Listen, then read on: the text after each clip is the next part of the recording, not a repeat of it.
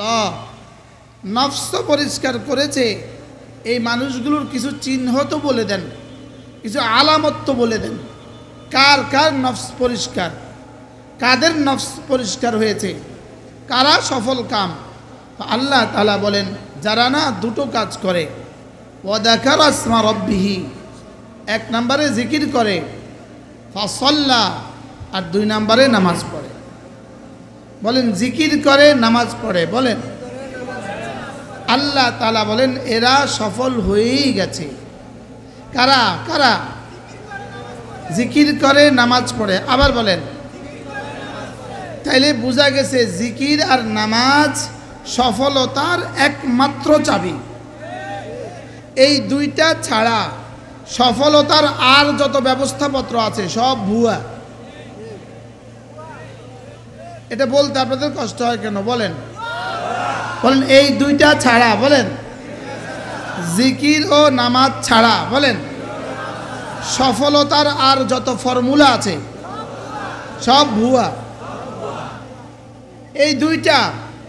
এই দুইটার সাথে যদি দুনিয়াবি সফলতার আর যত ফর্মুলা তাকে মিলানো যায়, সমস্ত ফর্মুলার সাথে যদি এই দুইটা মিলিয়ে নেওয়া যায়, যেমন ডাক্তারি বিদ্যার সাথে যদি এই দুইটা মিলিয়ে দেওয়া যায়, ইঞ্জিনিয়ারিংয়ের সাথে যদি এই দুইটা মিলিয়ে দেওয়া যায়, লয়ারের সাথে যদি এই দুইটা মিলিয়ে দেওয়া যায়, রাজনীতির সাথে যদি এই দুইটা মিলিয়ে দেওয়া যায়, অর্থনীতির সাথে যদি এই দুইটা মিলিয়ে দেওয়া যায়, সমাজনীতির সাথে যদি এই দুইটা মিলিয়ে দেওয়া যায়, সমরনীতির সাথে যদি এই দুইটা মিলিয়ে দেওয়া যায়, শিক্ষা ব্যবস্থার সাথে যদি এই দুইটা মিলিয়ে দেওয়া যায়, ব্যবসার সাথে যদি এই দুইটা মিলিয়ে দেওয়া যায়, অর্থনীতির সাথে যদি এই দুইটা মিলিয়ে দেওয়া যায়, তো যেই এই দুইটাকে আপনাবে সে চাই যেই সেক্টরেই হোক সে সফল কাম।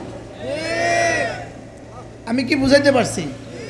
এই দুইটাকে মিলে যদি কেউ প্রফেসর হয় সে সফল, এই দুইটাকে মিলে সে ডাক্তার হয় সে সফল, এই দুইটা নিয়ে ইঞ্জিনিয়ার হয় সে সফল, এই দুইটা নিয়ে কৃষক হয় সে সফল, এই দুইটা নিয়ে রিক্সাওয়ালা সে সফল, এই দুইটা নিয়ে সিএনজিওয়ালা সে সফল, এই দুইটা নিয়ে ঠেলাওয়ালা সে সফল, এই দুইটা নিয়ে আরব হয় সফল, এই দুইটা নিয়ে আমেরিকান হয় সফল, এই দুইটা নিয়ে যদি ইউরোপিয়ান হয় সফল, এই দুইটা নিয়ে যদি এশিয়ান হয় সফল, এই দুইটা নিয়ে যদি বাংলাদেশি হয় সফল। কয় দুইটা? বলেন কয় দুইটা? কি কি? বলেন জিকির নামাজ, বলেন আবার বলেন, সবাই বলেন। তাহলে ডাক্তার যদি এই দুইটা বলা হয়, আর যদি এই দুইটা ছাড়া ডাক্তার ব্যর্থ, এই দুইটা সহ যদি ইঞ্জিনিয়ার হয় সফল। না মুখস্থ করেন, এই দুইটা সহ যদি ইঞ্জিনিয়ার হয় সফল, এই দুইটা ছাড়া যদি ইঞ্জিনিয়ার হয়, এই দুইটা ছাড়া যদি রাষ্ট্রনায়ক হয়, এই দুইটা ছাড়া যদি রাষ্ট্রনায়ক হয় ব্যর্থ, আর এই দুইটা সহ যদি ঠেলাওয়ালা হয় কি হয়? আমি কি বুঝাইতে পারছি? তাহলে সফলতার থিওরি, বলেন সফলতার থিওরি নামাজ জিকির, বলেন আবার বলেন। কিসের সাথে নামাজ জিকির মিলাইতে হবে?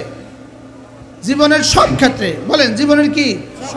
তাহলে ছাত্র যদি এই দুইটা বলা হয়, শিক্ষক যদি এই দুইটা বলা হয়, ব্যবসায়ী যদি এই দুইটা বলা হয়, রাজনীতিবিদ যদি এই দুইটা বলা হয়, মেম্বার সাহেব যদি এই দুইটা বলা হয়, চেয়ারম্যান সাহেব যদি এই দুইটা বলা হয়, বক্তা যদি এই দুইটা বলা হয়, পীর সাহেব যদি এই দুইটা বলা হয়, আর এই দুইটা ছাড়া আমেরিকার রাষ্ট্রনায়ক ব্যর্থ, এই দুইটা ছাড়া ইউরোপের রাষ্ট্রনায়ক, এই দুইটা ছাড়া ইউনিভার্সিটির ভিসি, এই দুইটা ছাড়া প্রফেসর, এই দুইটা ছাড়া ডাক্তার। আল্লাহ, বুঝাতে পারছি? রব এই কথাগুলো আমাদের কলিজায় বসিয়ে দেন।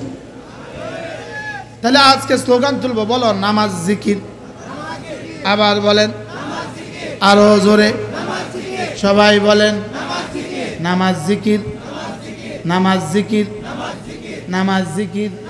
এবার প্রশ্ন, হুজুর তাহলে এই নামাজ জিকির শিখায় কোথায়? উত্তর হলো মাদ্রাসায়। উত্তর কি বলেন? তাহলে যেই শিক্ষা ব্যবস্থার সাথে নামাজ জিকির শিখায় না, এই শিক্ষা ব্যবস্থা ব্যর্থ শিক্ষা ব্যবস্থা।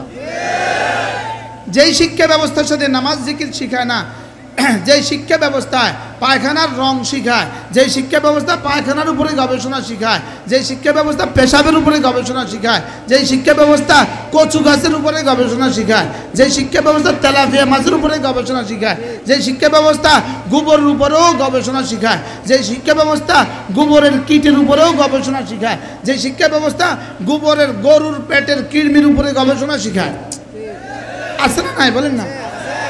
কৃমির গবেষণা, গরুর কৃমির গবেষণা শিখায় না শিখায় না বলে? গরুর কৃমির গবেষণা শিখায় না শিখায় না? তাহলে যেই শিক্ষা ব্যবস্থা গরুর কৃমির গবেষণা শিখায়, যেই শিক্ষা ব্যবস্থা গোবরের পোকার গবেষণা শিখায়, যেই শিক্ষা ব্যবস্থা কচুর লতির গবেষণা শিখায়, যেই শিক্ষা ব্যবস্থা কচুর গবেষণা শিখায়, যেই শিক্ষা ব্যবস্থা বেগুনের গবেষণা শিখায়, লেকিন জিকিরও নামাজ শিখায় না, এই শিক্ষা ব্যবস্থা জীবনে কখনো এই জাতিকে সফল করতে পারবে না।